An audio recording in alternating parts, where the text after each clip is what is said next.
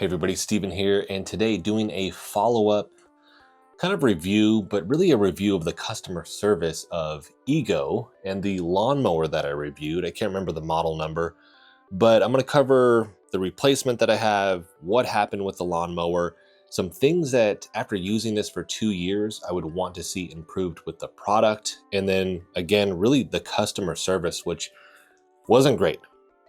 Now, what happened with the lawnmower? Again, used this for 2 years and the battery just degraded. It went completely bust on me. Essentially, with the time of what I could get out of it, at 30 seconds in, 10 to 30 seconds in, it would go from the 5 bars that this has down to 1. After that, I could maybe squeeze 8 to 11 minutes of use out of it. Part of that would be actually pushing it onto its side, because I was checking, I was like, man, why does this keep cutting out? And seeing, hey, is it grass buildup? Because it would die on me. Flip it back over. Oh, I only have 1 bar. And then you would see it jump. It would go like, oh man, now you got 2 or 3. It would run for a little bit and then immediately you'd see those go away. And so I just knew it was a dead battery, right? Called customer service. That process, very interesting. You call and I'm like, I'm gonna just hang out. See, I should be on the phone with somebody 15, 20 minutes. At the 50-minute mark, I was like, that's not gonna happen. Hey, do you wanna call back? Sure. Like, man, 3 to 5 hours later is when I got a call, because I did it multiple times. Some were quicker than others, but in general, because I probably called 4 or 5 times to talk to people, it was about 3 to 5 hours that I would get a call back, which is crazy to me. It is a call center in India. That's just, you immediately can tell. And with that, the first call, hey, what's the issue? Battery's dying on me. All right. What is the battery telling you? Like, what's the charger telling you? And they want all this information.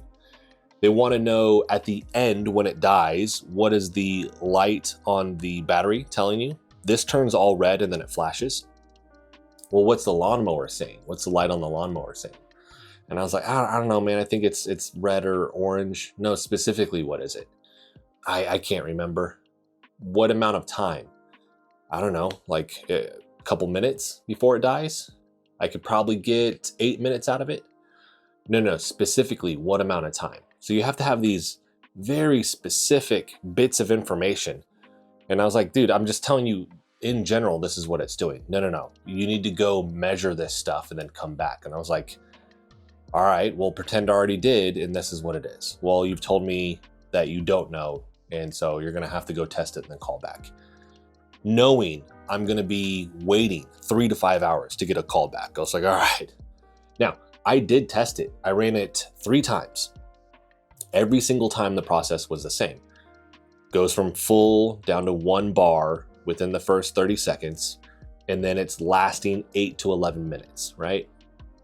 Somewhere in between there, 11 being the highest that I could get. That's with me learning this trick of like, oh, slam the lawnmower on its side, it jars the battery, you'll get a little bit more juice. Otherwise, 3 minutes, right? On the lowest end, 3 minutes, just boom, it's done. Slam it on its side gives me a little bit more juice, I can go a little bit longer. You don't want to have to be doing that, obviously, when you're using your lawnmower. So called back, got a different person. Then that process was, I had, hey, these are the specific things you guys have asked for. After that, all right, I need your receipt, because you have to register for the warranty. What the warranty is, hey, we're going to cover this for 3 years. Ultimately, that didn't happen because I'm arguing with these people. This was a one-off. And it seems like for most people, if you don't have the receipt, but you have their product, they're gonna do a one-off for you for that specific model that you have, as long as it's registered. Now, I bought mine from Amazon. It was on sale. I used Lowe's. I got 2 Lowe's gift cards off of Amazon to help offset that price. So I used that, and then I used the credit card. I had $200 with the Amazon gift cards, and then had the discount and used the Lowe's credit card, so you get the 5% off on top of the sale. With that, I didn't keep the credit card. I couldn't find it. I thought I kept it. I just can't find it. So because it's so long ago, they only hold a record where they can give you a receipt X amount of weeks or months back, right? I think it's 90 days. Then you have to go on to the credit card, you have to find the specific statement, and then they mail that to you. I had to take a picture, scan that, then send that information. The argument is, hey, this lawnmower that you got is like $800. Why is it showing here that it's only like $300? Well, it was on discount for like $5. Okay, but that doesn't explain this particular price. Well, I had the 2 gift cards. Well, we need those receipts. Okay, here's the 2 receipts for that. We don't believe you. It's like, dude, it shows on this credit card statement, like it's your exact lawnmower. It says right there, the Ego. Wasn't good enough for them. So we're going back and forth, and I wouldn't hear from them for like 5 days. And then I'd finally email them back, like, where are we on this issue? Like, where are we at? And then they'd email back and say, hey, we're still trying to figure this out. We doesn't seem like we can accept this, and just back and forth, back and forth. After about 2.5 weeks of this, I was finally like, all right, man, I'm done. Just send me this one, avoid the warranty. I don't care. Because at this point, I'm also not mowing my yard. I had to end up getting a gas lawnmower. And so just waiting to get this thing, and then they finally ship it to you. So the whole process took a month and a half from start to finish. And the bigger deal was I just trying to validate that you've purchased this to them if you've gone through this process. So definitely keep your receipt, right? I should have put mine somewhere more secure. I looked through every possible place I thought it could be. It just wasn't there. So they're not going to take the statement if you've gotten it on sale. They're just, for whatever reason, they don't like accepting that. So arguing with them over this is like, I clearly bought this and have this. But that is if I want to keep the 3-year warranty. They do the one-off, that's fine. But just as a whole, the experience for me wasn't great in dealing with them, because you end up arguing with somebody on the phone for 20-30 minutes trying to justify, like, hey, this is a broken product. Can you fix it for me, because I should have this warranty?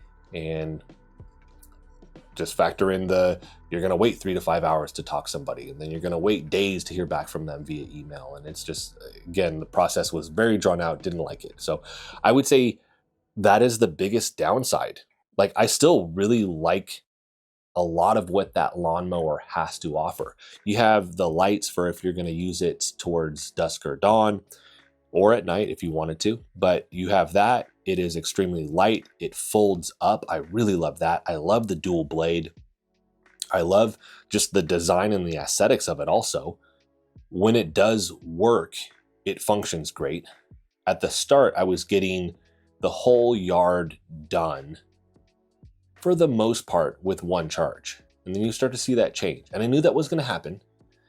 But towards the end, where it's like, dude, I got a pass. Like, I went down and back on one portion of my yard, and then this thing is dead. Like, that's where it's like, all right, this sucks. But I still, like I said, like a lot of what this offers. It just feels like the tech, after using this now for the past 2 years, it's another 3 to 5 years out before I expect that they have it to a point where it's better. Now, some of this are the things that I would want to see improved. Starting with the recharging of this on the dock. I looked into this. It should auto shut off, so it's not trying to overcharge the battery. When it sits there for a long period of time, it realizes that you're not going to use it. So it actually drops down the battery to 30% and just waits. Then you have to lift it up and put it back on. The lady that I spoke to told me that you can't leave this on the charger. She goes, no. You messed it up. She was trying to blame it on me, that I messed the battery up by leaving it on the charger. I was like, that doesn't make sense. Wouldn't this have a feature that it would auto shut off so it wouldn't overcharge a battery? I mean, you guys deal in batteries, basically. No, you can't do that. And so she was saying after charging this all the way up, I would have to take it off of the charger every single time. I was like, now you're making this more inconvenient for me The whole point of getting the electric lawnmower was convenience. Throw the battery on there. I don't have to go get gas. I don't have to deal with oil changes and filter changes, air filter changes. I don't have to deal with spark plugs. Like all these things I don't have to deal with, right? Maintenance wise, just throw the battery on there. And now you're saying like I have these extra steps that I need to do. That doesn't make sense. I looked it up. That's not the case. It says that it should actually do that. So not sure why she told me that, but that just feeds into just the overall customer service wasn't great. The bigger thing that I've seen in terms of an issue here, and I think it's one of the things that probably caused this to burn out quick, it's a heating issue. This battery gets really hot when it's on the charger. It also gets really hot when it's in use. You're mowing the yard in summer when it is really hot. So sometimes you go out there and it's like, oh crap, I didn't get out there early enough. Now I need to go and it's nude, which is a bummer. You get out there just in the middle of the day, super hot. This thing's gonna die quicker than it normally does. There is no built-in mechanisms for trying to keep this battery cool. I've done some where, and I've tested it where we literally would throw it in the freezer, charge it to full, throw it in the freezer, and we would get some extra time out of it because it would have to warm up a little bit because it was cooler. I just don't get why at this point we're not seeing that there is some feature to combat the heat. Surely they know most people are mowing their yards in the summer, obviously. Now, spring and fall, this thing does great, but I'm not using it for all of spring and fall. So at the beginning of the summer, works really good. End of summer, works really good. But dead like June, July, August heat, like it's just dying quicker. So you have to be mindful. You need to get out there sooner to mow your yard.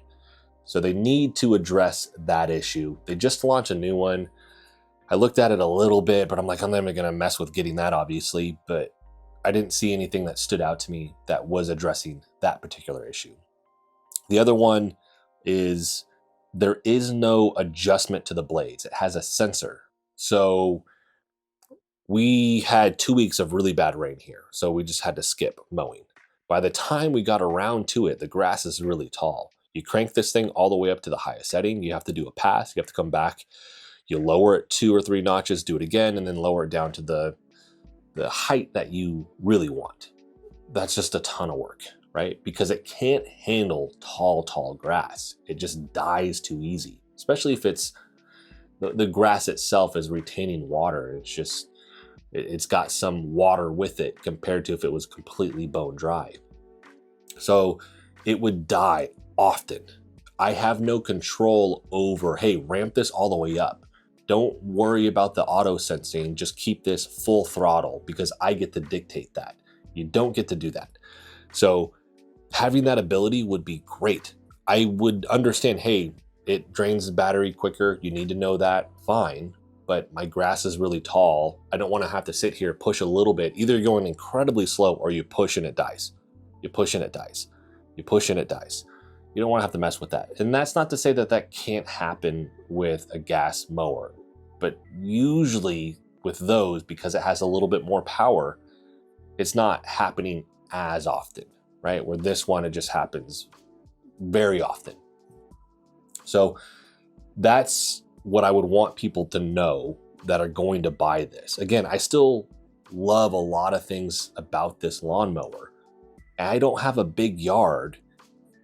If spring, fall, end of summer, beginning of summer, it handles the yard with a good battery, we can knock it out with one charge. And then again, that starts to degrade over time. And then it's like, all right, throw this on the charger, weed eat a little bit, come back. And that's fine too. It'd be awesome if I had 2 and I could just exchange them, but these things are like $350 a pop.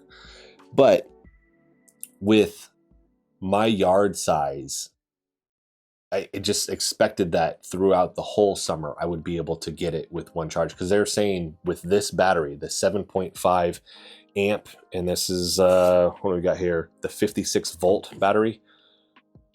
They're saying 30 to 60 minutes. I mean, in the dead of summer, a good mow, even if it's hot, 15 to 20, right? Because the heat's just pounding on this thing. So the size of your yard is going to be something that you really need to consider.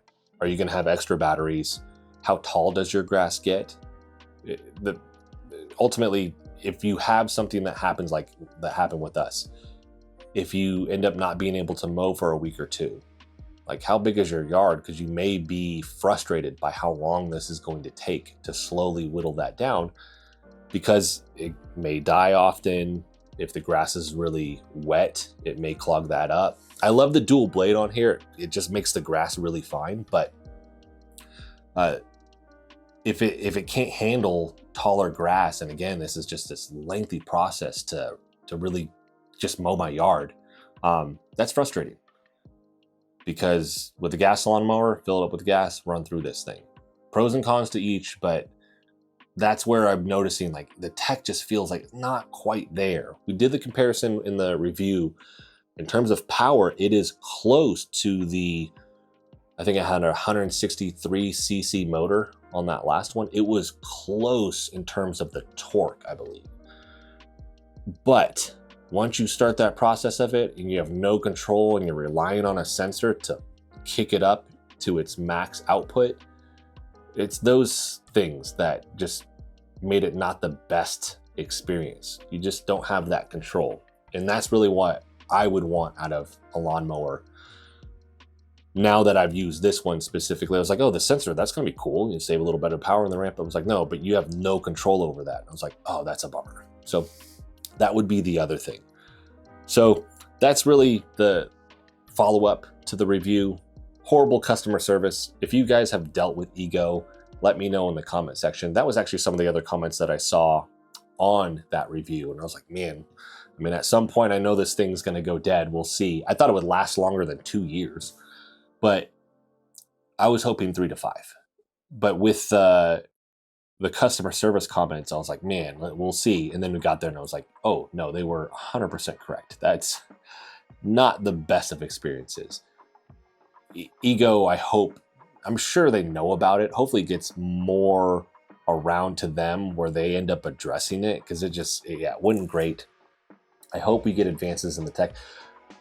In 3 to 5 years, I'm gonna look at getting another one. This one I'm gonna sell. We're going back to gas. I just don't want to deal with the headache of worrying about this battery right now. And again, if we skip a week or two during the summer, dealing with, all right, let's do a pass, let's wait, charge it, let's do another pass, wait, charge it. I don't want to deal with that. I just want to be able to like, all right, get the yard done, right? But I want to check back in 3 to 5 years and see where the tech is. I don't know that I'll go with Ego again. I may go with, and Cobalt have some. There are other brands out there. And I've noticed at Lowe's and Home Depot, it used to be like, man, a fourth of the lawnmowers were electric. And then it slowly crept up, and it's like a little over half of the lawnmowers that you see now are electric.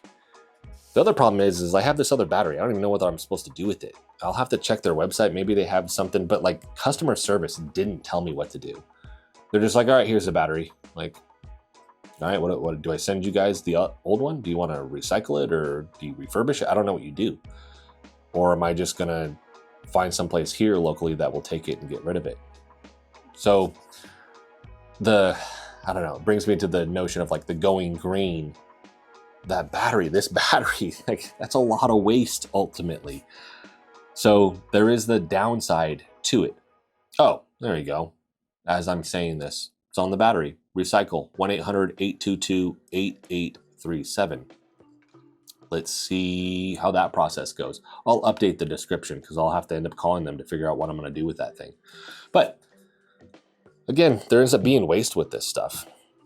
And that's a bummer. I'm also not psyched about going back to gas and now dealing with an oil change and an air filter change and changing out the spark plug and doing that maintenance on the lawnmower, where for 2 years on this thing, I haven't had to do anything, which has been great. That's awesome. Just ready to go. Boom.